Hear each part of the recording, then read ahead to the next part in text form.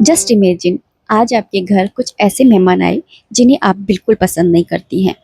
बिल्कुल मतलब बिल्कुल भी पसंद नहीं करती हैं। जिन्होंने आज तक आपका सिर्फ और सिर्फ बुरा चाहा है और किया भी है, लेकिन ना चाहते हुए भी आज आपको उनके साथ में 2 हफ्ते के लिए रहना है। और वो भी अभी सुधरे नहीं हैं, वो आज भी उसी तरीके के हैं, है ना? तो ऐसे में आपकी मानसिक स्थिति क्या होगी? आपका क्या रिएक्शन होगा? 1 सेकंड के लिए इस वीडियो को रोक करके कमेंट सेक्शन में बताइए कि आप क्या करने वाले हैं। और भगवान से मे बी ये तो आप ज़रूर कहेंगे कि हे भगवान, इन्हें जल्दी से रवाना कीजिए। आप होते तो क्या करते? जल्दी से कमेंट सेक्शन में बताइएगा। और हाँ, इसके अंदर एक चीज़ और ऐड कर लीजिए कि वो आए हैं, लेकिन उनके व्यवहार की वजह से आपके पति का व्यवहार भी बदल गया है। उनके आने से वो आपको कोई सपोर्ट नहीं कर रहे हैं, बल्कि घर में और कलेश कर रहे हैं। तुम ऐसे कर सकती थी, तुमने उनके साथ ऐसे किया, तुमने ये करा वो करा। आज आपके और हस्बैंड के बीच में लड़ाई भी हो रही है उनके कारण। तो अब बताइए कि आपका क्या रिएक्शन होने वाला है। गुड मॉर्निंग एवरीवन, नमस्ते, राधे राधे। कैसे हो आप सब? उम्मीद करती हूँ अच्छे होगे, खुश होगे और बिल्कुल मज़े में होगे, आनंद में होगे। आज मैं बात कर रही हूँ आपके गुस्से के बारे में और साथ ही साथ बच्चों की पढ़ाई के बारे में। ठीक है ना? और यहीं पर ही आज मैंने जो आपको ये बिग बॉस की तरह एक सिचुएशन दी है ना, और आपको वो उसका आंसर करना ही करना है। तो अब है ना, आप बताइए आपको कैसा लगेगा? सच से बताना और दिल से हाथ रख कर, मतलब दिल पे हाथ रख कर के और फिर बताना। नहीं अच्छा लगेगा ना? अब सेम कंडीशन हम बच्चों पर रखते हैं। उनके जीवन में भी अनवांटेड मेहमान आ गया है, मतलब कि पढ़ाई। और उन्हें ना चाहते हुए भी वो पढ़ाई करनी ही पड़ेगी। हर सिचुएशन जो मैं बोलती जा रही हूँ वो अपने साथ जोड़ते जाइएगा। वो मेहमान और बच्चों का मेहमान पढ़ाई। आपके मेहमान तो 2 हफ्ते के बाद में चले जाएंगे, लेकिन उनके मेहमान 14-15 साल तक कहीं नहीं जाने वाले हैं। उस पढ़ाई में उनको बिल्कुल इंटरेस्ट नहीं है। उनकी मानसिक स्थिति क्या होगी आप सोच सकते हैं? अब पति की जगह आप आ जाइए। आप है ना, मतलब आपके पति कलेश कर रहे हैं, ऐसे ही आप भी अपने बच्चों को पढ़ाई के लिए डांट रहे हैं, है ना? तो कि आपके तुम्हारे मार्क्स अच्छे नहीं आते, तुम पढ़ने में ध्यान नहीं देते हो, तुम नालायक हो, है ना, ब्ला ब्ला। एकदम पहले ही वो परेशान है, ऊपर से आपका भी सपोर्ट नहीं, है ना? जैसे आप परेशान है मेहमान के आने से, ऊपर से पति का भी सपोर्ट नहीं।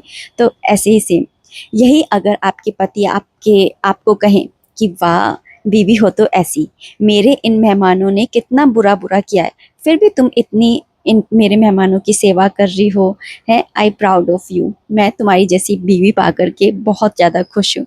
अब आपको कैसा लगेगा? वहीं जो काम आपको बेकार लग रहा था, ऐसा लग रहा था ये मेहमान कब यहाँ से जाएं, है ना, आपका बिल्कुल मन नहीं था, उनकी वजह से आपका पूरा डिप्रेशन में आप जाने वाले थे। तो अब आपको कैसा लगेगा जब आप अपने पति के ये वर्ड्स सुनते हैं? तो ये वर्ड्स जो हैं वो आपके लिए बूस्टर का काम करेंगे, और आप ना चाहते हुए भी इतना अच्छा कर गुजरेंगी जितना आपने सोचा भी नहीं होगा, है ना?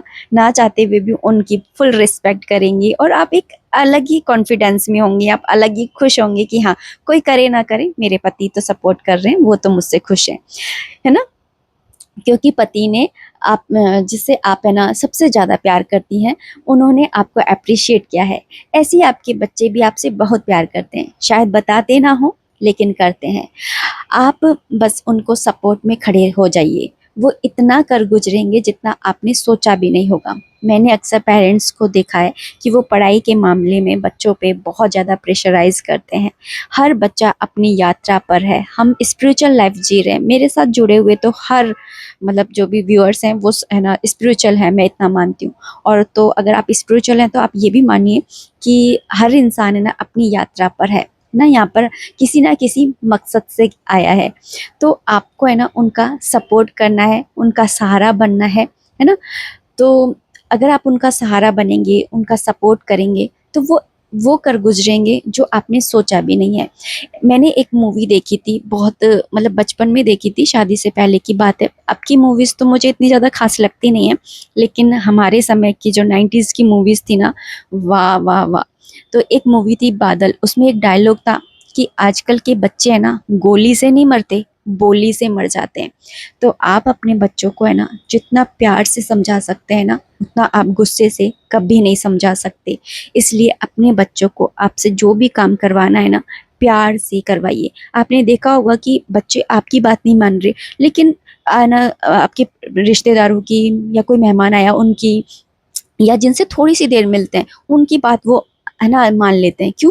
क्योंकि वो थोड़ी सी देर के लिए आए और बड़े प्रेम से बात कर रहे हैं। वहीं आप क्या कर रहे हैं, आप उनके साथ में गुस्सा कर रहे हैं। आज का वो समय है जब बच्चों के ऊपर है ना, मतलब ये समझ लीजिए कि हर कोई है ना, मतलब समझ के चलिए आपके, हर कोई बुरा ही चाहता है, हर कोई ईर्ष्या ही करता है, कोई आपका भला नहीं चाहता। एक सिर्फ आप ही हैं जो अपने बच्चों का भला चाहती हैं, है ना। और अगर आप ही है ना अपने बच्चों को ना दुश्मन लगने लग जाएंगी तो कैसा रहेगा? आपके बच्चे आपको कभी कुछ बताएंगे ही नहीं। इसलिए उनके साथ में दोस्त भी बनिए बनिए, उनकी पेरेंट्स भी बनिए, उनकी हमदर्द भी बनिए, है ना। तो ये आपको ना ये समझने की बहुत ज़्यादा ज़रूरत है कि ये आजकल के बच्चे हैं, ठीक है ना, बहुत ज़्यादा समझदार है, हमसे बहुत ज़्यादा समझदार हैं। अब दूसरा टॉपिक ले लेती हूँ कि गुस्सा आता है तो मेरे पास कमेंट भी आया था गुस्से को लेकर के कि मुझसे गुस्सा कंट्रोल नहीं होता, मैं स्पिरिचुअल लाइफ में हूँ, गीता पढ़ती हूँ, जाप करती हूँ, तब भी। तो गुस्सा आना कोई बड़ी बात नहीं है, गुस्से को कंट्रोल ना कर पाना ये बड़ी बात है। आपने देखा है, हम है ना धार्मिक पुस्तकों में है ना अक्सर पढ़ते हैं कि नव जोड़े नदी में स्नान कर रहे होते हैं, खिलखिलाकर हंस रहे होते हैं, वहीं ऋषि तपस्या कर रहे होते हैं और उन नवजोड़ों को पता नहीं होता है, उनकी तपस्या भंग हो जाती है, गुस्से में श्राप दे देते हैं ऋषि। जबकि उन नवजोड़ों को तो पता भी नहीं होता कि वहाँ पे कोई ऋषि तपस्या कर रहे हैं, अनजाने में ये सब कुछ होता है। तो फिर वो क्षमा मांगते हैं और ऋषि प्रसन्न हो जाते हैं, वरदान दे देते हैं, है ना, ऐसे ही होता है ना।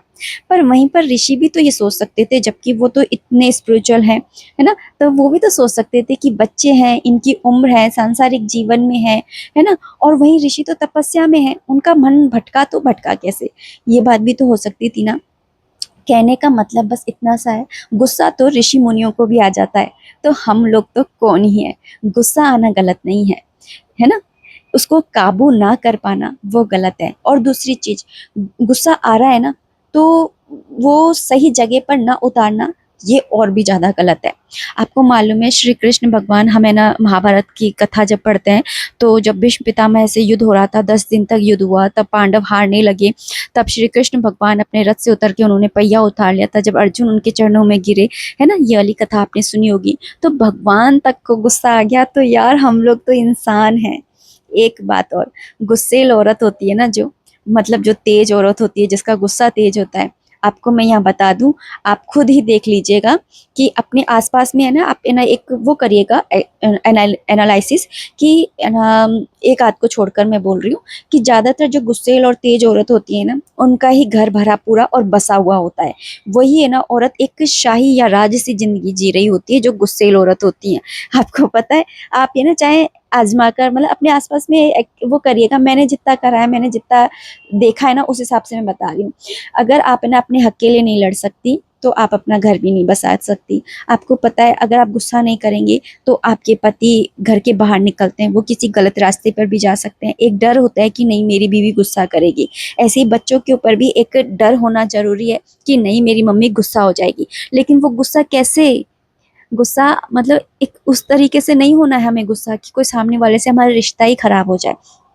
अपने जो वर्ड्स होते हैं ना, उन वर्ड्स को संभाल करके यूज करना बहुत ज्यादा जरूरी होता है। अच्छा, तो गुस्से को कंट्रोल कैसे करें? 100 बात की एक बात, जब भी गुस्सा आने लगे, जोर जोर से मन के अंदर, गुस्सा आ रहा है, गुस्से को सिर्फ आप मौन से जीत सकती हैं। किससे जीत सकती हैं? सिर्फ मौन से, चुप्पी से। जब भी गुस्सा आए चुप हो जाइए, उस स्थान को छोड़ दीजिए और मन ही मन में जोर जोर से, मन के अंदर भी हम जोर जोर से बोल सकते हैं, इतना तो पता ही होगा ना, जोर जोर से आप जिस भी नाम, जो भी नाम जाप करते वो नाम जाप करना शुरू कर दीजिए।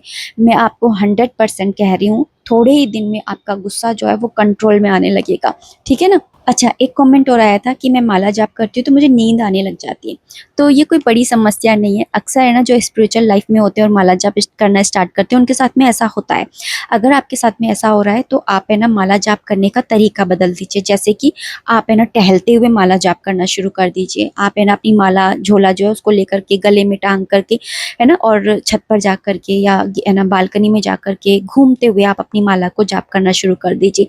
एक बार ना मैंने ऐसे ही पंडित जिसे हमारे है ना पहले नानी के घर पे आया करते थे महात्मा लोग खाना खाने के लिए।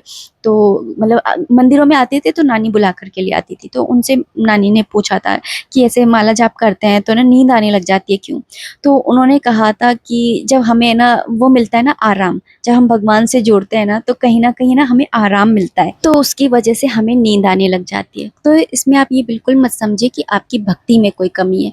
बस हमारा शरीर, हम भौतिक जीवन जी रहे हैं हम इस संसार में, और जब हम भक्ति में लीन होते हैं ना तो ये सारी चीज़ें ना हमें परेशान करती ही हैं। आपने देखा भी होगा कि जब कोई बड़ी तपस्या करने बैठता है ना तो इंद्रदेव आकर के तपस्या तोड़ने लग जाते थे। अब आज के समय में इंद्रदेव तो आते ही नहीं, यही सारी चीज़ें आ जाती हैं। तो बस ये है कि आप अपनी है ना जो तरीका है उसे चेंज करिए, टहल टहल करके करिए, और जब आप है ना थोड़ा सा उसके अंदर जो लीन होने लगेंगे तो अपने आप ही बैठ करके है ना आप करने लग जाएंगे। अच्छा, मेरे पास में एक कमेंट आया था कि 9 तारीख को यानी कि रविवार को है ना एकादशी रहेगी, 10 तारीख को सोमवार का व्रत रहेगा, और 11 तारीख को मासिक शिवरात्रि भी, और फिर मंगलवार भी है। तो फिर ऐसे में ना सिर कब धोएं? तो देखिए एक दिन पहले यानी कि 8 तारीख को भी शनिवार रहेगा, उस दिन भी आप नहीं धो सकते हैं। तो आप है ना शुक्रवार वाले दिन है ना सिर धो सकते हैं। तो शुक्रवार को अगर आप धो लेंगे तो शुक्रवार को है तो है ही है, फिर शनिवार, रविवार, सोमवार, मंगलवार ये आपके ना दिन आराम से निकल जाएंगे। बस इतना सा ध्यान रखिएगा कि आपको है ना कुछ नियमों का पालन करना पड़ेगा, जैसे कि हम गृहस्थ में है तो ब्रह्मचर्य का सबसे ज्यादा पालन करना होगा। और यहाँ पर मैं ना चीले बना रही हूँ क्योंकि हर्षित के पापा जल्दी ही उठ गए हैं आज, तो मैंने नारियल की चटनी बना ली थी और साथ में मैं ना सूजी और बेसन के चीले बना रही हूँ। कोशिश तो यही रहती है कि सुबह के टाइम तो एटलीस्ट हमारे घर में प्याज लहसुन ना बने, बाकी तो ये नहीं मानते हैं तो अब मैं क्या ही कर सकती हूँ। अच्छा, एक कमेंट और आया था कि कनेर का पौधा हमें ना घर के अंदर लगा सकते हैं। तो हाँ, आप है ना कनेर का पौधा जो है आराम से घर के अंदर लगा सकते हैं। इसके अंदर ना पीले, गुलाबी या सफ़ेद रंग के फूल आते हैं, और ये ना भगवान विष्णु और लक्ष्मी जी की पूजा में ना बहुत शुभ माने जाते हैं। आप घर में आराम से लगा सकते हैं। बस है ना इसके अंदर ना थोड़े हार्डी पौधा होता है, इसे ज़्यादा पानी या देखभाल की जरूरत नहीं होती है, और ये तेज़ धूप और गर्मी को है ना आसानी से सहन कर लेता है। ठीक है ना। एक कमेंट और आया था कि आप है ना प्याज खा लेते हो क्या? तो मैं नहीं खाती हूँ, मैंने तो सावन में मतलब चतुर्मास का ही नियम ले रखा है। और ना लेकिन हर्षित है, हर्षित के पापा हैं, ये लोग खा लेते हैं, नहीं मानते। अगर ना जैसे मैं नहीं भी बनाऊँ तो वो कच्ची काट के खा लिए, तो और ना या फिर बाजार से ला करके कुछ ना कुछ खा लिए। तो फिर ना इससे फिर बाहर से कुछ खाएं, इससे बेटर है कि मैं ही ना बना दूं। और यहाँ पर ये देखिए 8 बजे, और 8 बजे मेरे ऑलमोस्ट सारे काम हो चुके हैं, और इसी तरीके से डेली हो जाते हैं। और हर्षित के पापा जल्दी उठ जाते हैं ना उस दिन, तो समझिए कि है ना नाश्ता पानी भी हो जाता है। तो यहाँ पर सारे काम हो चुके हैं, और अब इस वीडियो को मैं इतना ही रखना चाहूँगी। उम्मीद करती हूँ वीडियो पसंद आई होगी। अगर आई है तो प्लीज़ लाइक कर दीजिएगा। कोई भी कॉमेंट है, कोई भी सजेशन है, आप कॉमेंट बॉक्स के थ्रू मुझे कर सकते हैं। मिलते हैं नेक्स्ट वीडियो में, तब तक के लिए राधे राधे, हरे कृष्णा।